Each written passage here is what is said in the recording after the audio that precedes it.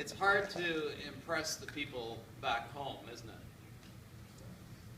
After the time that I spent as a missionary, after receiving a Master of Arts degree and then going to theological college, getting a Master of Divinity degree, I went back to my hometown, to Ottawa, and just by chance, I bumped into my former high school principal. And he asked me what I was doing. And I told him that I was a church pastor. And he said, "You're a what?" I think he was expecting me to say that I was flipping hamburgers or something. I was not a stellar student in high school. In fact, in fairness to Norm Slider was his name, the last time that he had seen me was in his office because I had been caught drinking beer at the school dance. So he was trying to coerce me in ways that were available to him at that time to change my behavior a little bit. Not that I held that against him. He was a great principal, but it was strange going back and seeing him and telling him all that. Well, it wasn't much more than a year later that I was asked by my former pastor at Mackay United Church, where in 3 weeks from today I will be doing a funeral service for my mother. The pastor there asked me if I would perform a wedding. He had been called out. He got the couple all arranged, the wedding vows all looked after. And would I repeat those same wedding vows and do the wedding service? And I'd done many weddings at that time. It wasn't a big deal. I said yes, that I would. So I went there and did the wedding. But during the vows, I was reading through the vows that he had written. And on 2 occasions, this fellow wasn't really good with his grammar, with his punctuation. It didn't flow properly, and I had to reread them. So I kind of stumbled, it appeared, through the wedding vows. And at the end of the service, the organist, who had been the organist while I was a younger man going to church there, said to me, "So, is this your first wedding?"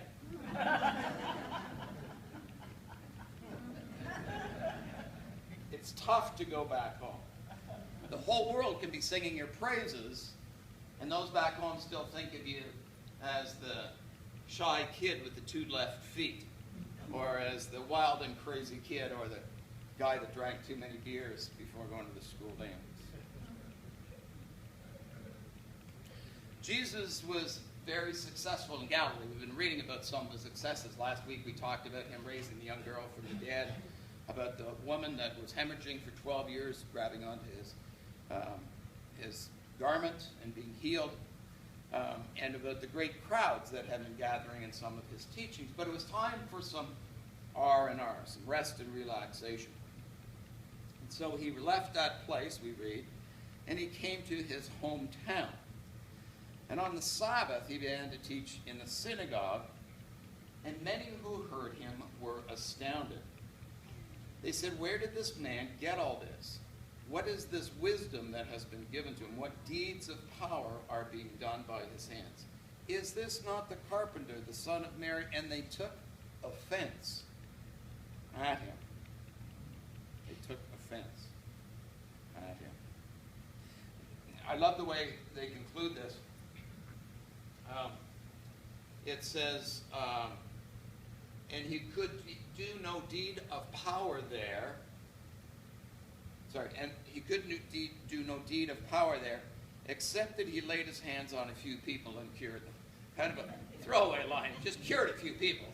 Couldn't do anything there, but he just cured a few people. It's hard to go back home and to be back home. Some of you might have heard the phrase, "you can't go back home," or "you can't return home." So this past week, because it fit, I Googled its origin, and I found that somebody had written this about it. It says, "I always took this to mean that things and you change, and that you can never recapture the feelings that you had in the past.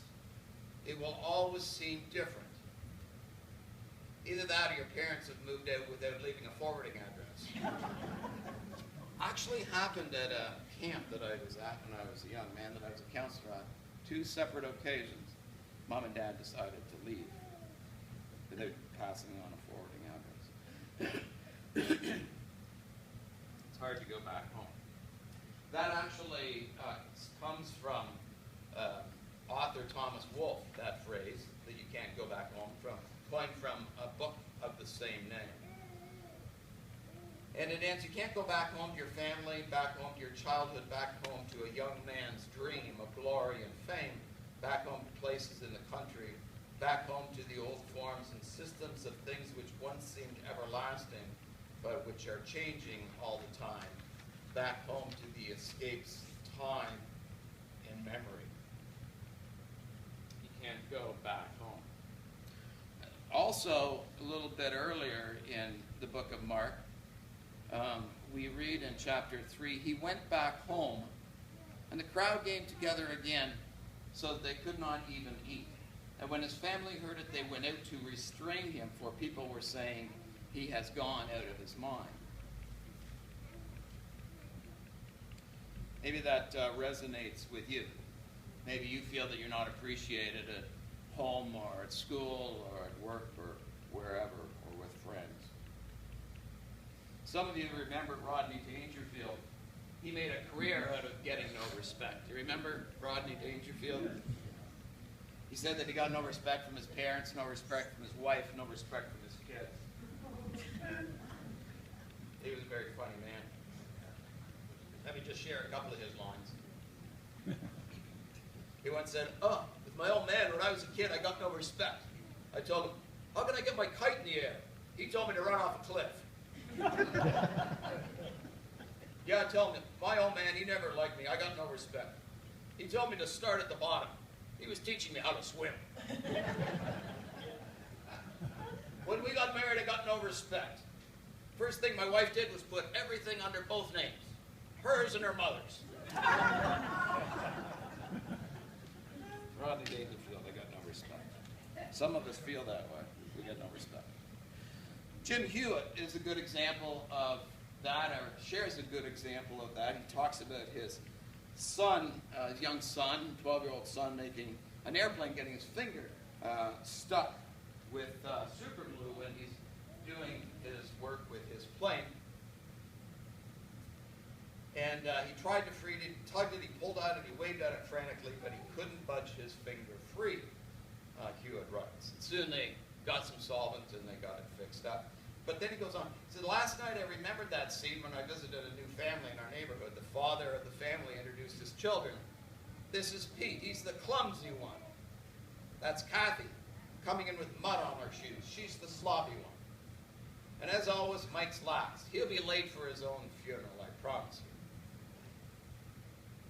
And then Hewitt concludes that Dad did a thorough job of gluing his children to their faults and mistakes. People do it to us all the time. They remind us of our failures, our errors, our sins, and they won't let us live them down. Like my son trying frantically to free his finger from the plane, there are people who try, sometimes desperately, to free themselves from the past. They would love a chance to begin again. And when we don't let people forget their past, when we don't forgive, we glue them to their mistakes and refuse to see them as more than something that they have done. However, when we forgive, we gently pry the doer of the hurtful deed from the deed itself, and we say that the past is just that, the past, over and done. Well, obviously, Jesus himself didn't have anything that he needed to be forgiven for, but in Nazareth, they wouldn't forget that he was merely a carpenter's son. In their minds, they couldn't take him seriously. He didn't get no respect. Some of you might be familiar with the movie that came out a while back. It was based on a South Pacific legend, and it was called Johnny Lingo. Is that familiar to any of you? Any of you have read that book or heard of that movie? Interesting storyline. Johnny was good-looking, strong, intelligent young man, and when it came time for him to find a wife, the people of the island were quite surprised with the wife that he chose. He chose a plain, skinny, shy, homely woman who was several years older than he was, with hunched shoulders and her head always to the ground. But Johnny loved this woman, and so he was willing to pay a high bride price for this woman. So bride price in those days, an amount of money usually in the form of cows, the average price being 4 to 6 cows for a particular woman that was paid to the father.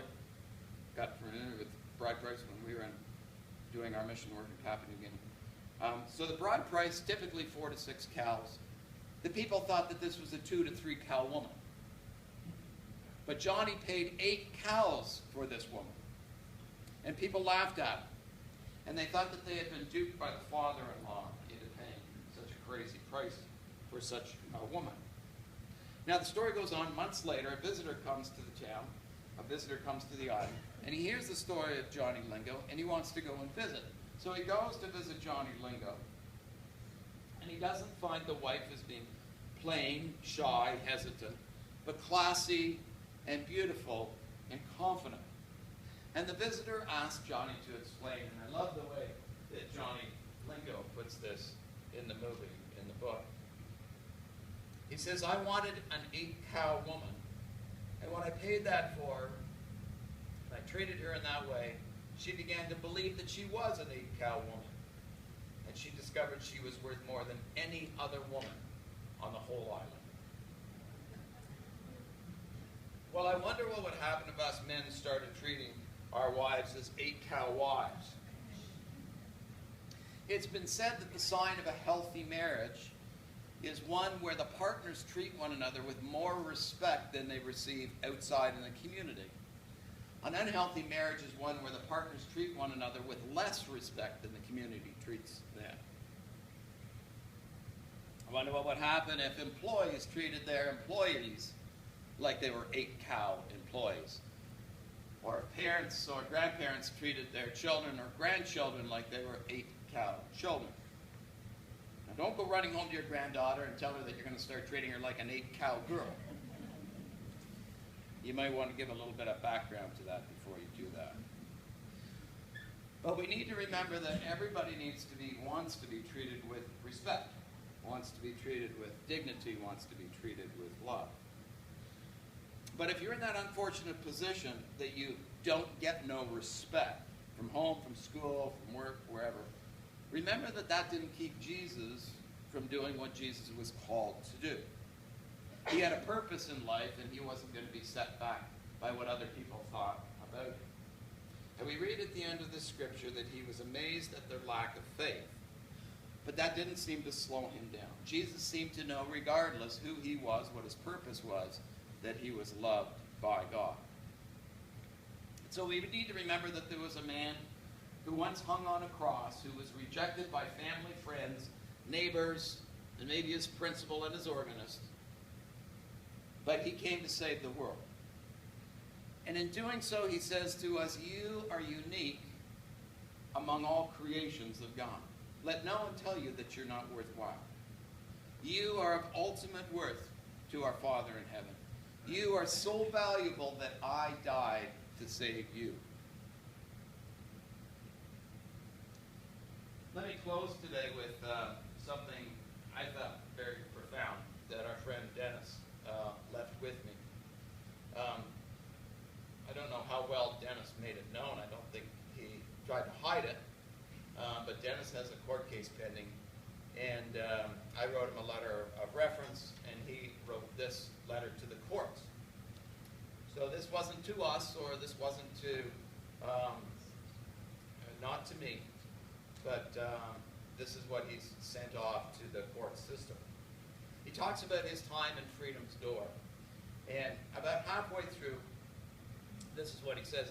He says, after a month in the program, I found about an opportunity that would change my life forever. I was asked by staff if I wanted to go with a pastor from a local church to Big White to go snowboarding for free, he says. I was an avid snowboarder on my team, so I jumped at the chance to take a ride on the big mountain for free. I'd been physically active for a couple of weeks, so I was excited to get the chance. I was warned that the pastor might try to preach to us, but I decided I would just entertain his preaching for a chance to get to ride. The day was a big success for me. I rode hard, I had a lot of fun. The pastor asked me about his faith, about my faith. I explained to him that I wasn't religious, but I didn't care what other people believed. He asked me if I prayed, because praying is a daily routine at Freedom's Door. I told him I did. I didn't think praying had any effect on my life, but I thought that's what he wanted to hear. And the guy took me out snowboarding for the day. The least I could have done in my mind was tell him what he wanted to hear. We went home for the day, and I thanked him for the day. A couple of weeks after that, I was arrested at Freedom's Door for the warrants in Alberta, taken to the Kelowna RCMP detachment. I felt like my life was over, as I do most times when I go to jail. I didn't know what to do. I felt defeated by my addiction. I felt like dying. With nothing else to do, I started to pray. I didn't pray for God to get me out of jail. I prayed for acceptance of my situation. I prayed for a few hours before going to bed. The next day still felt awful, so I prayed again. It was my only option. I read some magazines, but the anxiety of thinking about what would happen to me took over, and I was unable to do any productive thinking. I could only pray in short bursts and visualize my girlfriend and family. They didn't allow me phone calls, so I felt very alone. I went to bed again feeling defeated. I woke up the next morning. Something was different. I was enjoying the food they were serving. I was happy to have the magazine they provided. I could drink water and use the bathroom whenever I wanted. Life was great, he says. A little bit later on, he says, everything seemed to me like it could be worse. I had food, water, clothing, shelter, and there are places on earth where people don't have those things. I made a covenant with God that day for blessing me with positivity to change my life. And the rest of the 2 weeks that I was in jail was easier for me because of the perspective I was blessed with. I was released on bail, paid by my dad, and sent back to Freedom's Door. The covenant had been made, and I immediately started to actively pursue a deeper relationship with myself and God. I started outwardly to project this positively by being nice to everyone, even and especially the people I was not fond of. He goes on to talk about some of those relationships. A little bit later, it says, I progressively let love start to run my life.